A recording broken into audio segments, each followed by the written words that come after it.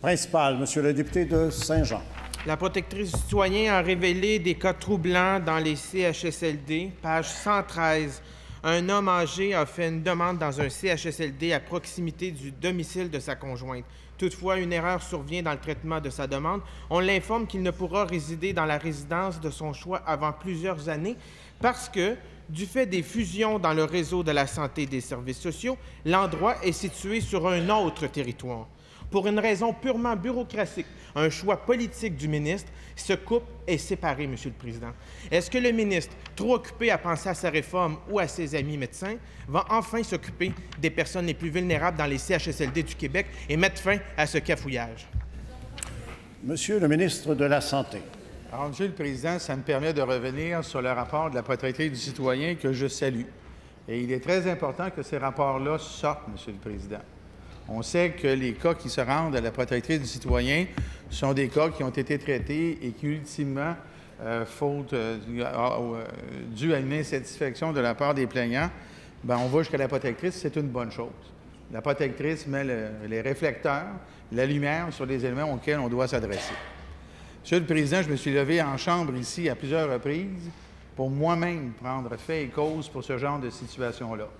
Je suis moi-même intervenu à plusieurs reprises pour faire en sorte que dans le réseau, on donne, lorsque c'est possible, la priorité à ces personnes-là qui sont en couple depuis, évidemment, parfois 50 ans et plus, ne soient pas, évidemment, séparés.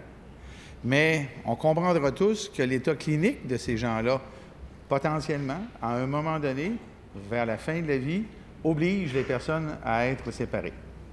La consigne qui est donnée dans le réseau est de faire en sorte que la frontière d'un CIS ne soit pas un obstacle au rapprochement ou au maintien de ce lien-là entre les personnes. En terminant. Maintenant, manifestement, les choses ne sont pas parfaites et on continue. Première complémentaire, Monsieur le député de Saint-Jean. Page 114 dans le rapport de la protectrice du citoyen, malgré l'opposition de ses proches et plusieurs avis médicaux, une dame âgée qui habitait un CHSLD depuis 13 ans a été transférée dans une ressource intermédiaire sans en informer la famille. Par la suite, la dame perd toute motivation à s'adapter à son nouveau cadre de vie et est décédée un mois plus tard. Est-ce que le ministre va enfin appliquer la recommandation de la protectrice du citoyen? Monsieur le ministre de la Santé. Bien, Monsieur le Président, sur la question des ressources intermédiaires, voilà un élément qui est extrêmement important dans l'organisation de notre réseau, important pour faire en sorte que nous ayons assez de ressources intermédiaires pour faire en sorte que les gens qui ont besoin, à ce moment-là de leur vie, de ce type de soins puissent y avoir accès.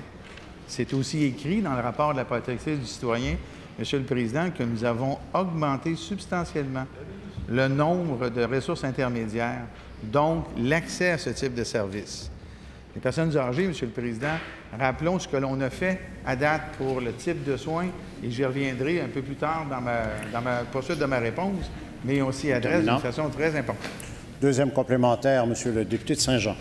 Page 92 du rapport de la protectrice du citoyen, une jeune femme lourdement handicapée a dû être hospitalisée après avoir souffert de graves dénutrition et d'anémie, suite à quoi le centre a été forcé de fermer. La protectrice du citoyen réclame aussi un plan d'action pour l'hébergement de nos concitoyens vivant avec une déficience physique et intellectuelle. Est-ce que le ministre va appliquer cette recommandation de la protectrice du citoyen pour nos personnes les plus vulnérables? Monsieur le ministre de la Santé. Monsieur le Président, c'est exactement ce que nous faisons actuellement. Rappelons ce que nous avons fait dans les 12 derniers mois, non seulement pour la clientèle en CHSLD, mais aussi pour celle qui a besoin de services en maintien à domicile. Rappelons, Monsieur le Président, les 2 forums que l'on a tenus. Rappelons les engagements des PDG et leurs équipes à améliorer, mettre en place de façon concrète des mesures pour améliorer les soins livrés, pourvus à ces gens-là. Rappelons nos investissements, Monsieur le Président. 1 300 personnes en CHSLD. Il y aura facilement au moins 850 professionnels qui seront engagés en maintien à domicile. J'ai parlé il y a quelques instants des ressources intermédiaires. Toutes des interventions pour améliorer le sort, oui, des gens qui sont plus vulnérables.